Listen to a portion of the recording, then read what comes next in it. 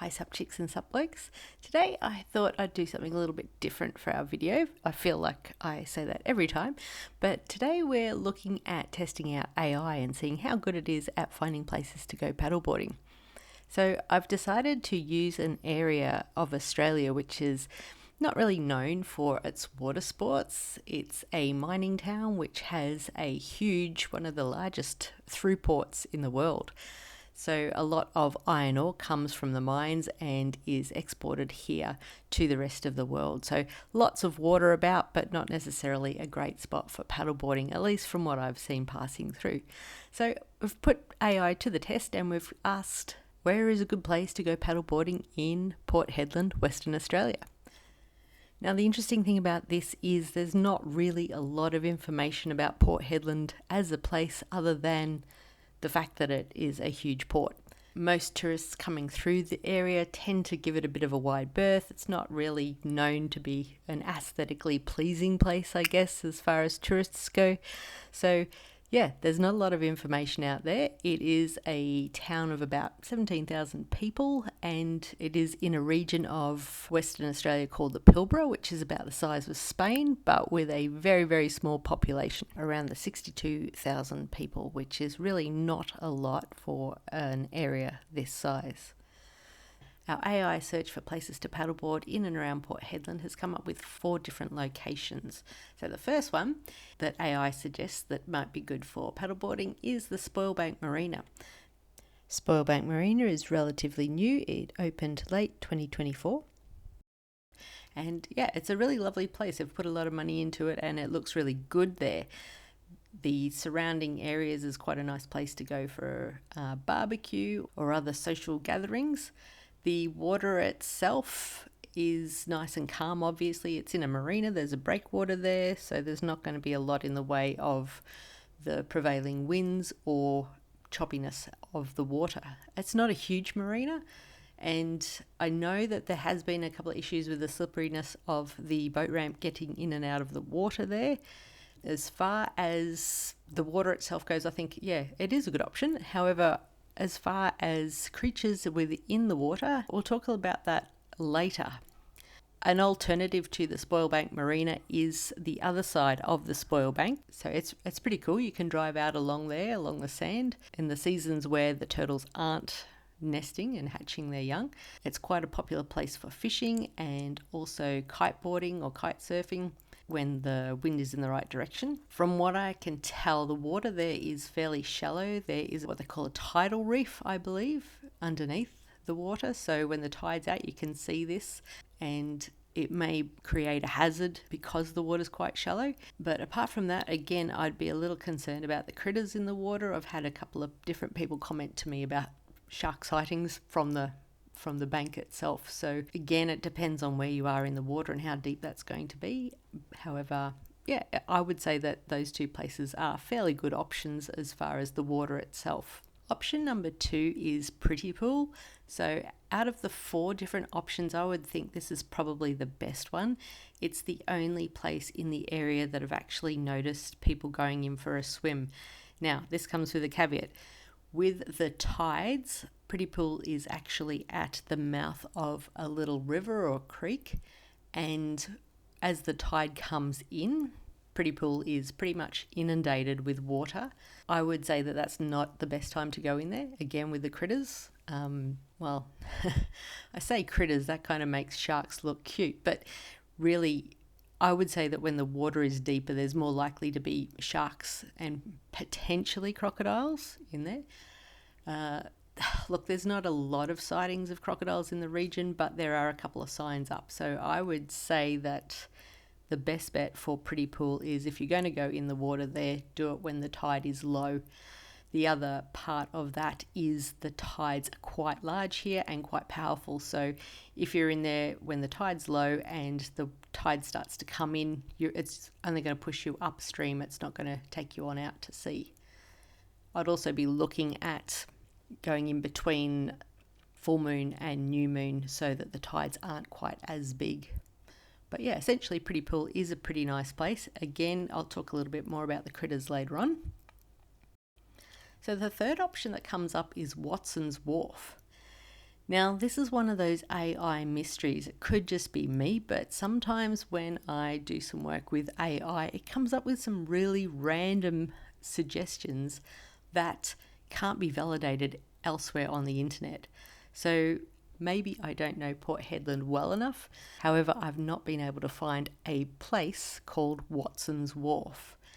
There's a couple of different boat ramps and things around the region. It could be an old name for one of those. It could be an old name for one of the places where the iron ore ships get loaded. But it's not immediately obvious where this Watson's Wharf is. If you are a local to Port Hedland and you know where that place is, let us know in the comments below, because I'm really interested to see if this place actually exists or whether it's just a figment of AI's imagination. So the fourth and final suggestion for where to paddleboard in Port Hedland is a place that AI has called Civic Centre Jetty. So again, there doesn't seem to be anywhere that's specifically called this. I'm assuming they may mean the Main Street Jetty right in the heart of downtown Port Hedland. This is somewhere that people who don't want to go out in their boat or don't have a boat often can be found fishing. So it's a jetty that's quite a long way above the water because of the huge tidal changes, I imagine, and there's a ladder to get down towards the water, so not really something that would make it possible to take your paddleboard down. So not a practical option. So the next section of this video, I thought that it would be interesting to see what AI thinks are the biggest safety issues with paddling in this region, and I was quite interested with what it actually came up with. So again, I think it's a really cool measure of just how far AI has come in the last couple of years to be able to identify things in an almost human, I guess, assessment. So I don't think it's actually covered all the dangers, and that's why we're going to go through them now. However, it's interesting to see what it actually has come up with. The first potential safety issue that AI suggests we need to look at is tides and currents. So Port Hedland has huge tidal ranges. So you can appreciate with that bigger range, you can appreciate that that's going to cause some issues as far as currents sort of pushing you in and dragging you out if you happen to be out on the water at the time that the tides are changing. So absolutely agree with point number one.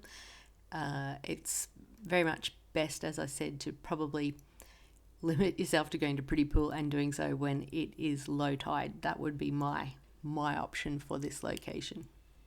The second thing AI suggests might be a hazard in this region when you're going out paddleboarding is weather conditions. So it is one of the most cyclone prone regions in the world. This can be avoided by just not going in the water in cyclone season. It also has very strong winds at the best of times.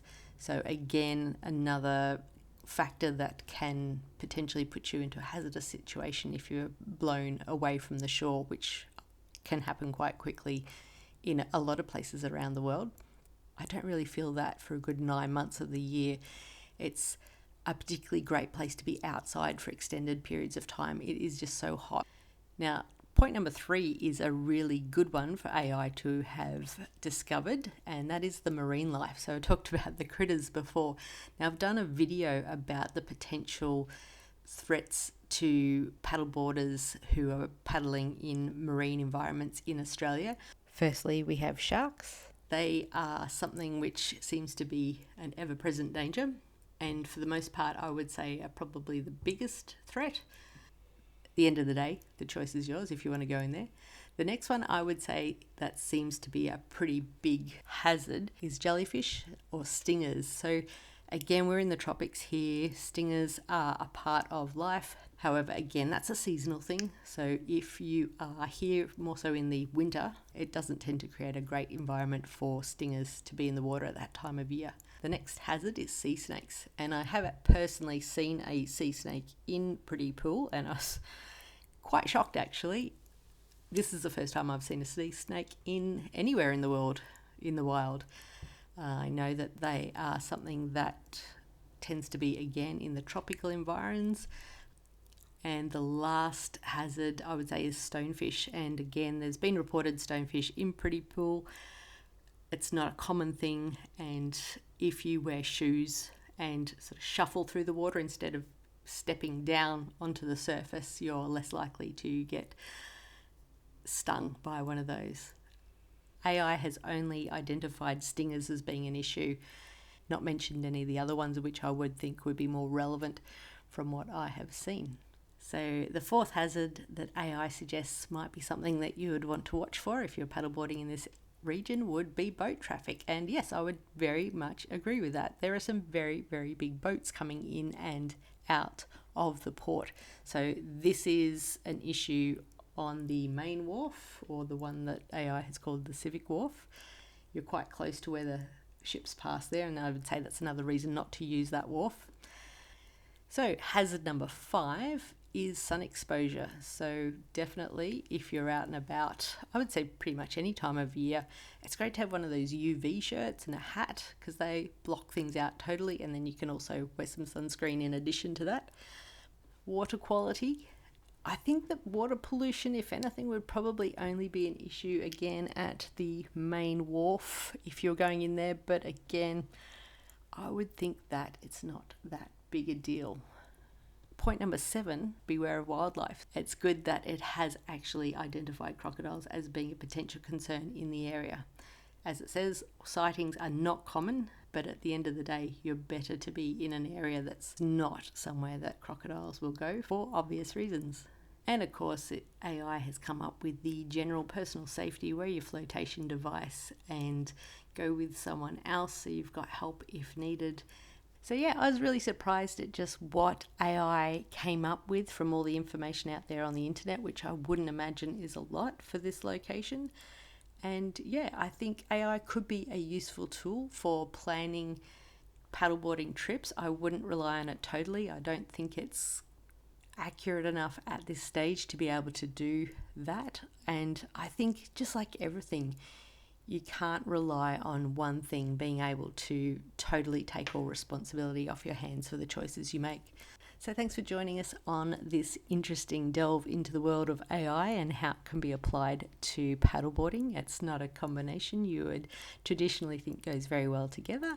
However, I was quite surprised with what it came up for this particular area. Thanks again. Hope to see you next time. Bye.